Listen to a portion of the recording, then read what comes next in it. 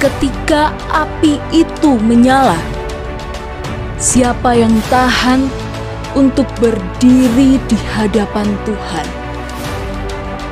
Kita akan mendengar pesan Tuhan tentang revival again atau kebangunan rohani kembali dari para hamba Tuhan di Indonesia. Program ini dapat Anda saksikan melalui channel YouTube Makan Netizen. Oke. Tes. Ya, shalom saudara yang dikasihi Tuhan. Hari ini sebelum kita dengar firman Tuhan hari ini, kita berdoa dulu. Bapak, kami ucap syukur Tuhan, terima kasih untuk hari ini. Ketika kami boleh mendengar firman-Mu Tuhan, biarkan firman-Mu itu yang akan tajam itu untuk menusuk setiap hati kami Tuhan, untuk memberi kami pengertian lebih dalam lagi Tuhan. Kami percaya Tuhan, biarkan kuasa-Mu yang mengalir dalam setiap hidup kami Tuhan, untuk kami mengerti menjadi seorang murid Yesus itu seperti apa. Terima kasih Bapak, terima kasih Yesus. Dalam nama Tuhan Yesus kami siap untuk mendengar firman-Mu. Haleluya, amin. Ya, shalom saudara. Saya mau bagikan di Yohanes 6. Dari di Yohanes 6 ayat yang pertama itu, di judul perikopnya itu ngomong tentang Yesus memberi makan 5.000 orang. Jadi ada 5.000 orang, tapi dijelaskan di satu perikop itu bahwa 5.000 orang itu hanya cowoknya saja, hanya pria saja. Dan kalau di total semuanya itu ada 12.000 orang. Jadi ada banyak sekali bagaimana ketika pada waktu itu Yesus memberi makan 5.000 orang. Ya, kita baca dulu di ayat yang pertama. Sesudah itu Yesus berangkat ke seberang Danau Galilea, yaitu Danau Tiberias. Orang banyak berbondong-bondong mengikut Dia karena mereka melihat mujizat-mujizat penyembuhan yang diadakannya terhadap orang-orang sakit. Dan Yesus naik ke atas gunung dan duduk di situ dengan murid-muridnya. Dan Paskah, hari raya orang Yahudi, sudah dekat.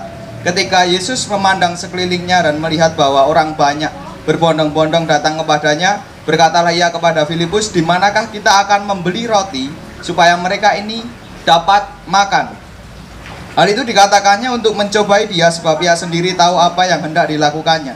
Jawab Filipus kepadanya, "Roti seharga 200 dinar tidak akan cukup untuk mereka ini, sekalipun masing-masing mendapat sepotong kecil saja." Seorang dari murid-muridnya, yaitu Andreas, saudara Simon Petrus, berkata kepadanya, "Di sini ada seorang anak yang mempunyai 5 roti, jelai, dan 2 ikan. Tetapi apakah artinya itu untuk orang sebanyak ini?" Kata Yesus, "Suruhlah orang-orang itu duduk. Adapun di tempat itu banyak rumput, maka duduklah orang itu, kira-kira 5.000 laki-laki banyaknya." Lalu Yesus mengambil roti itu, mengucap syukur dan membagi-bagikannya kepada mereka yang duduk di situ. Demikian juga dibuatnya dengan ikan-ikan itu sebanyak yang mereka kehendaki. Dan setelah mereka kenyang, Ia berkata kepada murid-muridnya, "Kumpulkanlah potongan-potongan yang lebih supaya tidak ada yang terbuang." Maka mereka pun mengumpulkannya dan mengisi 12 bakul penuh dengan potongan-potongan dari kelima roti jelai yang lebih setelah orang makan. Ketika orang-orang itu melihat mujizat yang telah diadakannya, mereka berkata, "Dia ini adalah benar-benar nabi yang akan datang ke dalam dunia." Karena Yesus tahu bahwa mereka hendak datang dan hendak membawa Dia dengan paksa untuk menjadikan Dia raja. Ia menyingkir pula ke gunung seorang diri. Ya, kita tahu semua tentang cerita ini. Bahkan di sekolah minggu pun juga seringkali diceritakan tentang Yesus memberi makan 5.000 orang, yang total semuanya itu ada 12.000 orang. Jadi di poin ini saudara, yang pertama itu kita bayangkan bentar, pada waktu itu tidak ada handphone, tidak ada flyer atau undangan atau apapun itu. Tapi tiba-tiba ketika Yesus ada di sana, Yesus menyembuhkan banyak orang, ada kesembuhan terjadi, mujizat terjadi, banyak lawatan Tuhan terjadi di sana. Orang-orang itu berkumpul, bahkan 12.000 orang itu berkumpul. Tanpa ada undangan, tanpa ada komunikasi lewat handphone atau apapun itu, tapi semua orang berkumpul. Tidak ada panitianya, tidak ada yang meeting dan lain sebagainya. Jadi luar biasa sekali ketika Yesus hadir itu menyedot ribuan orang. Dan ketika pada waktu itu, waktu selesai, ketika Yesus pelayanan di situ pada waktu itu, Orang-orang itu kelaparan, mereka berbondong-bondong kelaparan, tidak mungkin Yesus akan pergi untuk ketika mereka pulang untuk kelaparan seperti itu. Dan singkat cerita, kita tahu bahwa terjadi mujizat 12.000 orang ini dia makan kenyang, bahkan sisa 12 bakul dengan mata kepala mereka sendiri, saudara. Jadi mereka 12.000 orang ini dia melihat bahwa Yesus mengadakan mujizat, dia melihat sendiri bahwa terjadi multiplikasi makanan, dia melihat kebaikan Tuhan, dia melihat lawatan Tuhan, dia melihat sendiri dan merasakan. Bukan hanya melihat, tapi dia mengecap makanan yang sama juga. Ini suatu hal yang luar biasa sekali.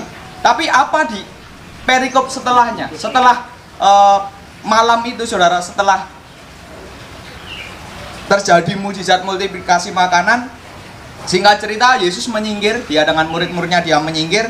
Kita tahu di perikop setelahnya itu ngomong tentang Yesus berjalan di atas air. Ya, kita juga tahu perikop ini suatu hal yang luar biasa, bagaimana murid-murid Yesus pergi duluan, tapi Yesus sendiri dia berdoa. Dan pada waktu itu kira-kira tengah hari di sana, malam-malam, Yesus itu berjalan di atas air untuk menunjukkan bahwa suatu hal yang luar biasa terjadi, saudara. Jadi murid-murid juga pada heran kenapa Yesus ini bisa berjalan di atas air. Dan ketika Yesus itu masuk ke dalam kapal itu, tiba-tiba kapal itu sudah sampai ke seberang. Nah, apa yang setelah selesai terjadi setelah ini?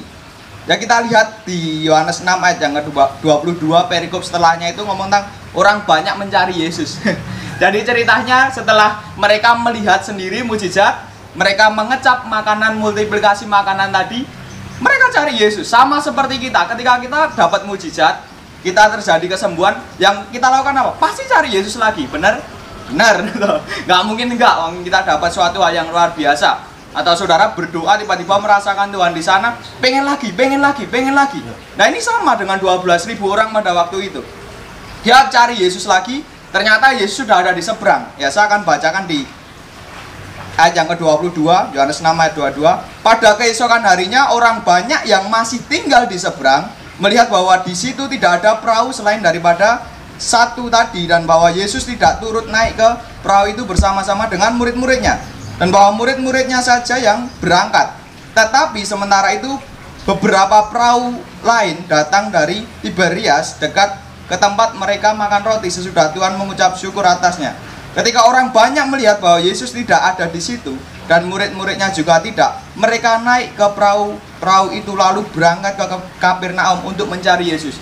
Bayangkan, orang banyak tiba-tiba di seberang. Ketika dia melihat kebaikan Tuhan, dia terus cari Tuhan.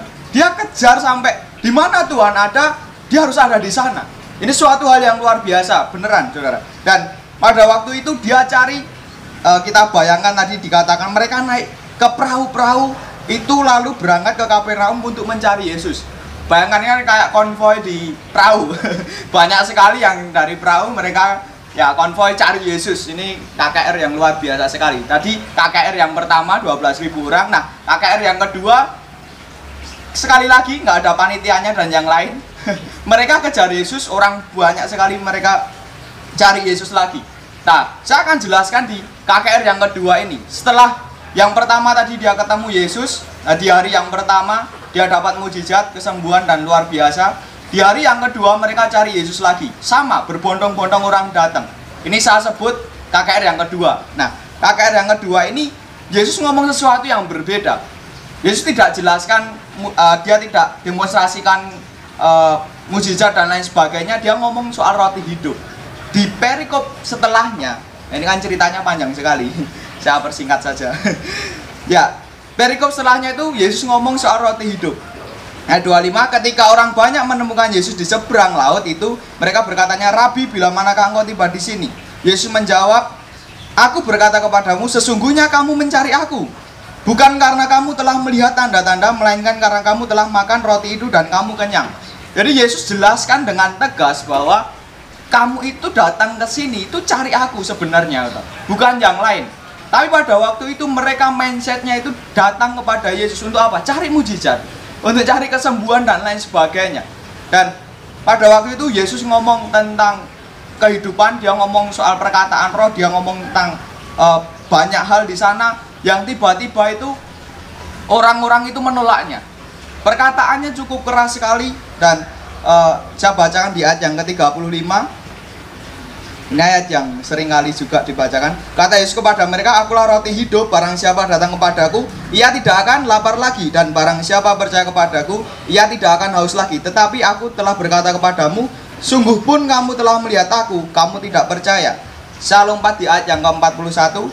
Maka bersungut-sungutlah orang Yahudi tentang dia. Bayangkan, orang-orang tadi mereka bersungut-sungut karena ia telah mengatakan, "Akulah roti yang telah turun dari surga." Kata mereka, "Bukankah ia ini Yesus, anak Yusuf, yang ibu bapaknya kita kenal? Bagaimana ia dapat berkata, 'Aku telah turun dari surga'?" Ayat 43, jawab Yesus kepada mereka, "Jangan kamu bersungut-sungut. Tidak ada seorang pun yang dapat datang kepadaku jikalau ia tidak ditarik oleh Bapa yang mengutus aku, dan ia akan kubangkitkan pada akhir zaman." Ini suatu hal yang luar biasa sekali, saudara. KKR yang kedua ini, Yesus ngomong sesuatu hal yang sangat keras sekali. Ketika dia ngomong seperti itu, bahwa dialah roti hidup yang sebenarnya dicari, mereka mulai bersungut-sungut. Karena apa? Nggak dapatkan mujizat, nggak dapatkan yang lain. Tapi ketika Yesus ngomong, dia pribadinya sendiri, "Ini loh yang sebenarnya kamu cari." Tapi mereka malah bersungut-sungut. Bayangkan, mereka sudah cari Tuhan, mereka bayar harga, tapi ketika ketemu dengan pribadi Yesus dan tidak ada mujizat dan yang terjadi di sana hanya pribadi Yesus, mereka menolak. Seberapa banyak dari kita ketika kita hidup dan mencari Tuhan, ketika nggak ada mujizat, tidak ada kesembuhan, tidak ada yang terjadi di sana, yang terjadi, apakah kita tetap percaya kepada Yesus, pribadi Yesus itu sendiri? Lebih sering kita menikmati berkat dari Tuhan daripada menikmati pribadi Tuhan itu sendiri. Ini saya harus kembalikan lagi, saudara, di perikop setelahnya. Ini suatu hal yang bagi saya luar biasa sekali. Murid-murid yang mengundurkan diri dari Galilea. Sesudah mendengar semuanya itu, banyak dari murid-murid Yesus yang berkata, "Perkataan ini keras, siapakah yang sanggup mendengarnya?" Murid-muridnya sampai ngomong sama Yesus, "Ini perkataannya keras sekali. Siapa yang mampu mendengarnya?" Seperti itu. Ayat 61, Yesus yang di dalam hatinya tahu bahwa murid-muridnya bersungut-sungut tentang hal itu, berkata kepada mereka, "Adakah perkataan itu menggoncangkan imanmu? Dan bagaimana jikalau kamu melihat Anak Manusia naik ke tempat di mana ia sebelumnya berada? Rohlah yang memberi hidup. Daging sama sekali tidak berguna.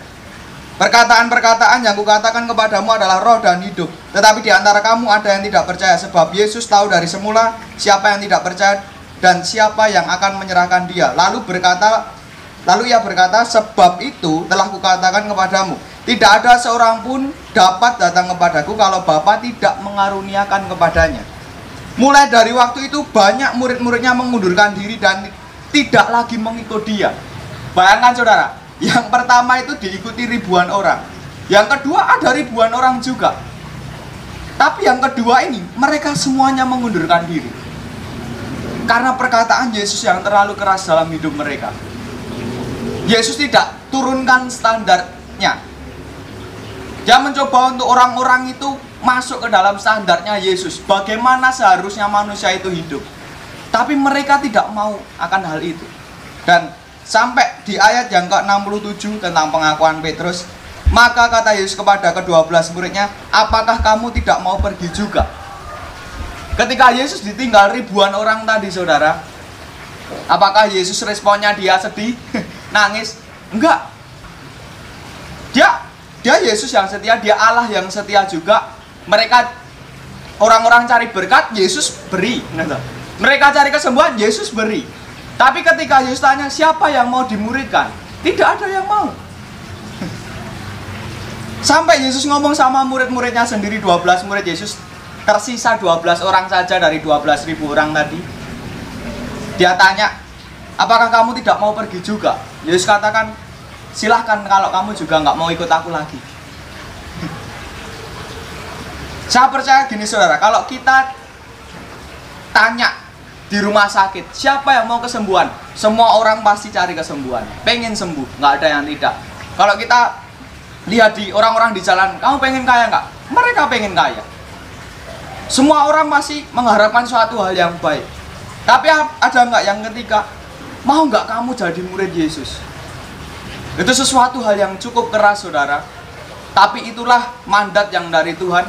Ketika Yesus naik ke surga, mandat yang terakhir dia katakan, pergi, jadikanlah semua bangsa muridku. Itu adalah mandat yang harus kita pegang baik-baik untuk kita memuridkan. Ketika kita pelayanan tanpa memuridkan, itu akan capek. Oke, kita akan melihat mujizat, kita akan melihat kesembuhan. Tapi ketika tidak ada yang dimuridkan, maka semuanya itu akan berhenti.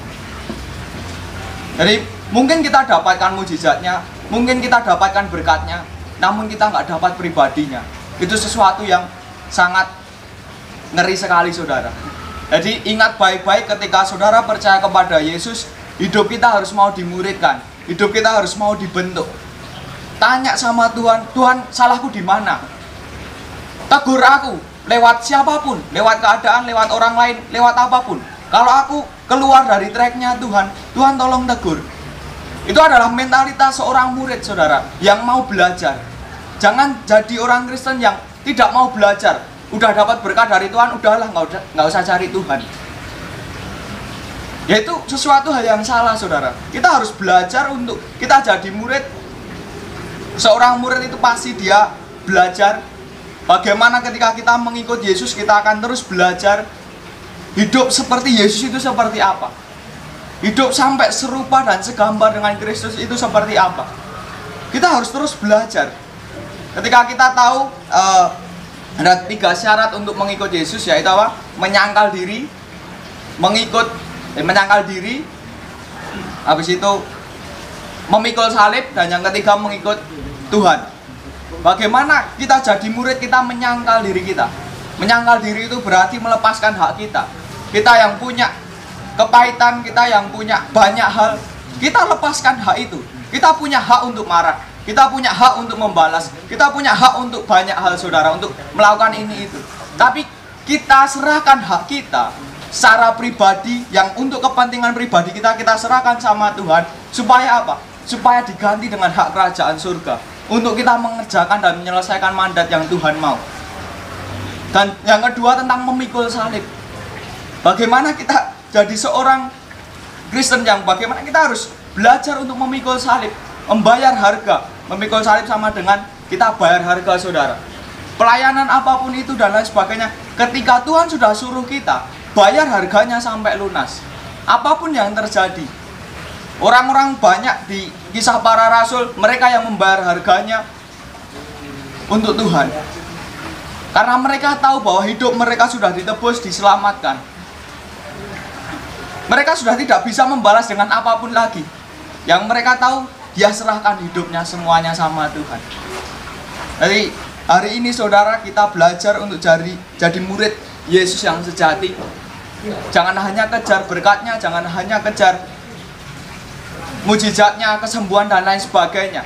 Ketika kita percaya Yesus, kita dapatkan pribadinya. Percayalah, saudara, mujizat, kesembuhan itu cuma tanda. Hanya tanda-tanda. Itu tanda-tanda yang menyertai orang percaya. Ketika kita percaya kepada Yesus, kita mau dibentuk, kita mau dimuridkan, maka mujizat itu pasti akan terjadi. Nggak usah dicari, pasti akan terjadi. Bukan kita yang cari mujizat, tapi mujizat yang mencari hidup kita. Jadi kita belajar untuk menjadi murid Yesus.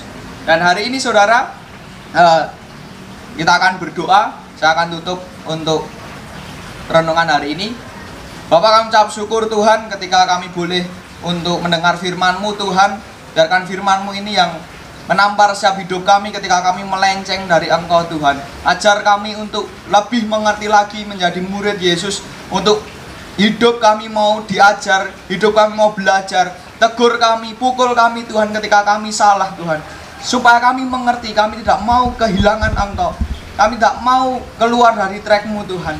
Bapak, kami ucap syukur siapapun yang mendengar ini, belajar untuk menjadi murid yang baik, belajar untuk menjadi murid yang sejati.